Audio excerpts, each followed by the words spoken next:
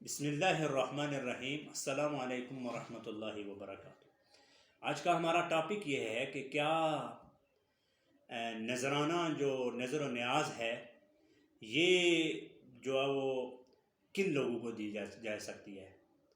پہلے ہم نے جو صدقات و خیرات پر جو میں نے بات کی ہے کہ کس طرح خرچ کرنا چاہیے اور کن لوگوں کو جن کو ملتا ہے وہ کیسے خرچ کریں،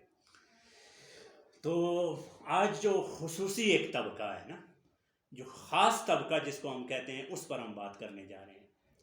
ایک تو یہ ہے کہ ہمارے بر صغیر میں اولیاء اللہ کا بہت زیادہ احترام کیا جا رہا ہے اور کرنا بھی چاہیے۔ اولیاء اللہ کی وجہ سے یہ دھرتی قائم ہے،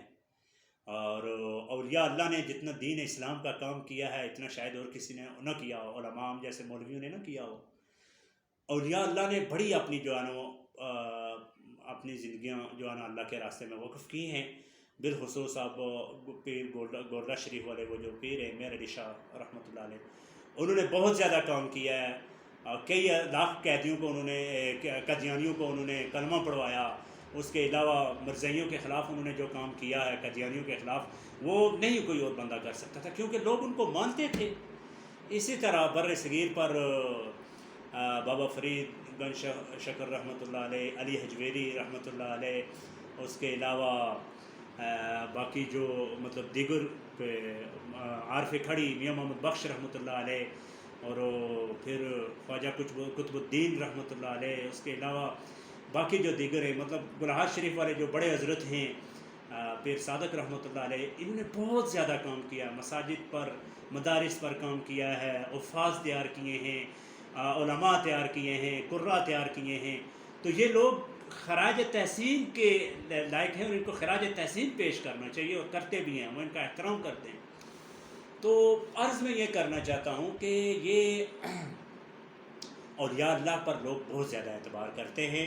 پیروں پر بہت زیادہ اعتبار کرتے ہیں، اور ان کو نذرانہ دیتے ہیں، ان کو نیازیں دیتے ہیں، ان کو کروڑوں کے حساب سے جو ہے نا وہ لوگ پیسے دیتے ہیں۔ اب ان کا کام کیا ہے؟ ان پر اعتبار کر کے لوگ ان کو پیسے دیتے ہیں، ان کو خرچ ایسی جگہوں پر کرنے چاہیے جہاں جو ہے وہ صدقات و خیرات یا جو نظر و نیاز ہے جہاں لگتی ہے۔ اب جتنے بھی اب مطلب پیر علاء الدین صدیقی صاحب تھے، یہ لوگ ان کے عرصوں پر جو ہے وہ لاکھوں کے کروڑوں اربوں روپے جمع ہوتے ہیں۔ اب جو ہے یہ لوگ کہاں خرچ کرتے ہیں؟ اب تو جناب مسجدیں تو انہوں نے بنا لی ہیں، بہت زیادہ مسجدیں بن گئی ہیں، حفاظ بھی تیار ہو رہے ہیں، قرہ بھی۔ اب ان کو جو کام کرنا چاہیے وہ یہ کام کرنا چاہیے کہ آپ جو غرباء ہیں،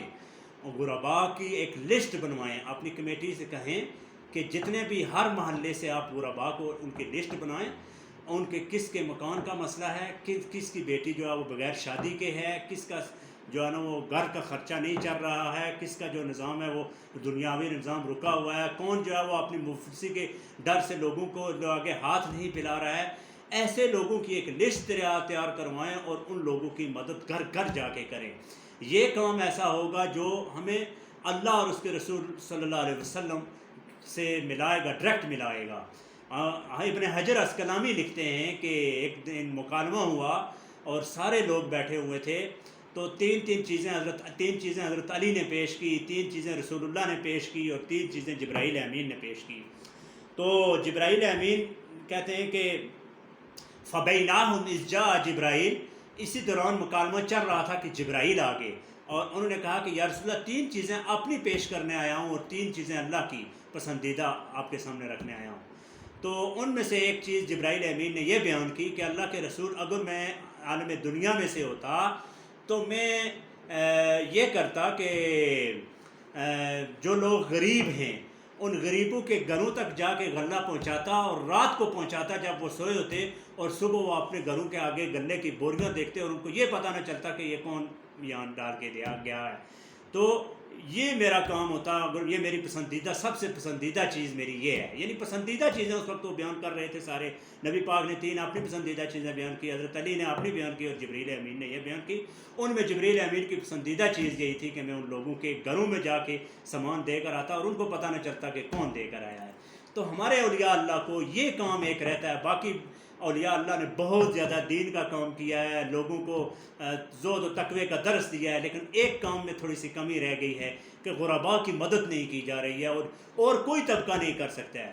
میں یہ کہوں کہ حکمران کریں گے، میں یہ کہوں کہ مولوی کریں گے، میں یہ کہوں کہ ویلفیئر ٹرسٹ کرے گی، کچھ بھی نہیں، یہ لوگ کچھ بھی نہیں کر سکتے ہیں۔ ان لوگوں کی اگر مدد کوئی کر سکتا ہے تو یہ جو درگاہوں کے مالک ہیں، بالخصوص میں اپنے جو گلہار شریف والے حضرت جی ہیں ان سے، اور ان کے بعد اپنے